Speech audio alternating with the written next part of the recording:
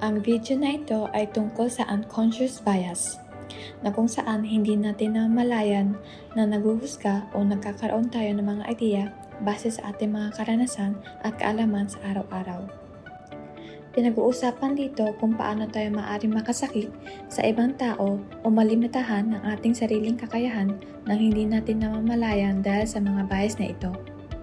Ang layunin ng video ay matulungan tayo na maiwasan ito. Ang unconscious bias ay kapag may mga hindi tamang paghusga o perspective dahil sa mga bagay na hindi natin namamalayan. Ito ay nanggagaling sa kaalaman at karanasan natin mula pagkabata at lahat ng tao ay mayroon ito. Sa ngayon, tingnan natin ang iba't ibang halimbawa para maintindihan kung ano ang mga ito. Ito ay isang pag-uusap sa company. 本日は娘が発熱したため会社をお休みさせていただきます。 A さんが休むのかい？奥さんは何してるの？ A さん、娘さんの発熱でお休みだってさ。普通は奥さんが面倒を見るんじゃないの？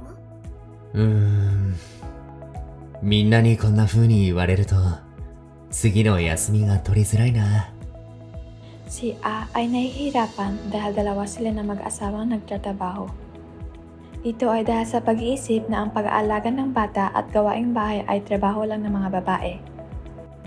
Ang mga lalaki at babae ay dapat na magsikap para sa kanilang mga anak. Ito ay isang pag-uusap sa paaralan. A 君、なんで日焼け止めなんて塗ってるの？だって今日の体育日差しが強いから焼けちゃうだろ。男子なのに日焼け止め塗ってるの？すごっ。女子みたい。俺らは塗らないけどな。どうして男子は日焼け止め塗ったらおかしいの？ Iniisip ng iba na ang pag-aalaga, pagpapaganda sa sarili ay para lang sa mga babae. Kahit mapalalaki o babae man, hindi mali na mag-alaga o magpaganda ng sarili. Ito ay isang pag-uusap sa loob ng pamilya. A 子ちゃんはまだ結婚してないの？早く結婚した方が幸せだぞ。いやいい人がいたらそうなるといいなって思う。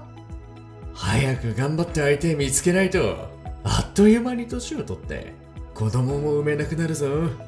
婚や出産が全てなのかな？頑張らなきゃいけないことなのかな？ Iniisip ng iba na ang kasal at pagkakaroon ng anak ay tanging paraan para maging masaya. Ang mga opinyon ng bawat tao ay iba-iba at okay lang na may iba't ibang paraan ng pamumuhay. Ito ay isang pag-uusap sa factory. 今日新しく外国人が2人入ってくるんだって。ああ、ブラジル人の男性とベトナム人の女性らしい。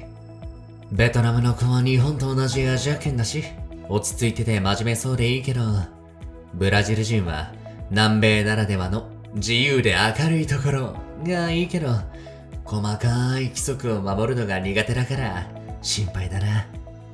ブラジル人の方には他の人よりも厳しく指導をしていく必要がありそうだね。 Ito ay dahil sa mga assumptions tungkol sa particular na lahi at nasyonalidad. Kapag may ganitong bias, nagiging sanhi ito ng hindi patas na paghusga at diskriminasyon, na hindi isinasang-alang-alang ang kakayahan at personalidad ng bawat isa.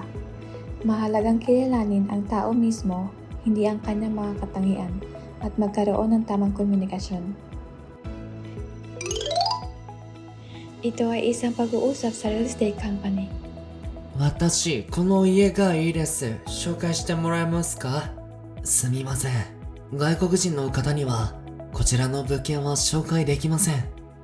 なんでですか？私、もう日本住んで20年です。私どももぜひ紹介したいのですが、外国人は騒音トラブルやゴミ捨てのトラブルが多く、自治会や日本人居住者からのクレームがあると、オーナーから紹介の許可がもらえないんです。外国人？みんな同じと思われてる？ちゃんと人それぞれよ。Ito ay dahil sa mga assumptions na ang mga dayuhan ay nagdudulot ng problema. May mga case rin kasi na ang mga dayuhang naninirahan sa mga paupahang bahay ay nagkakaroon ng problema sa pagtatapon ng basura at ingay. Kaya maiintindihan natin kung bakit nila ito naiisip. Pero hindi naman lahat ng dayuhan ay masama.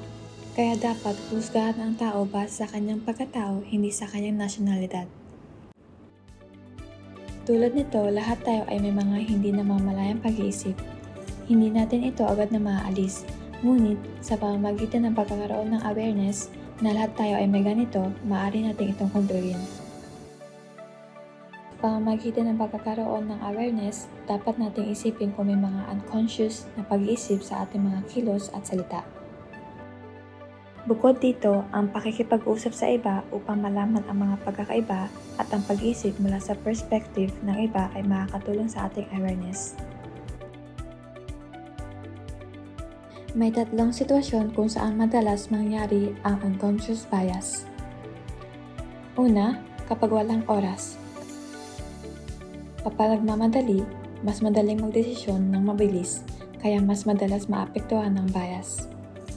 Pangalawa, kapag may stress. Kapag wala tayong sapat na oras para mag-isip, mas madali tayong magdesisyon ng mabilis at maging agresibo, kaya mas madalas maapektuhan ng bias. Pangatlo, kapag nasa grupo ng mga tao na may parehong kasarian, nasyonalidad o edad. Sa ganitong kapaligiran, mas komportable tayo at iniisip na okay lang magdesisyon ng mabilis, kaya mas madalas maapektuhan ng bias. Para sa sarili mo at sa mga tao sa paligid mo, alamin at matutong kontrolin ang unconscious bias.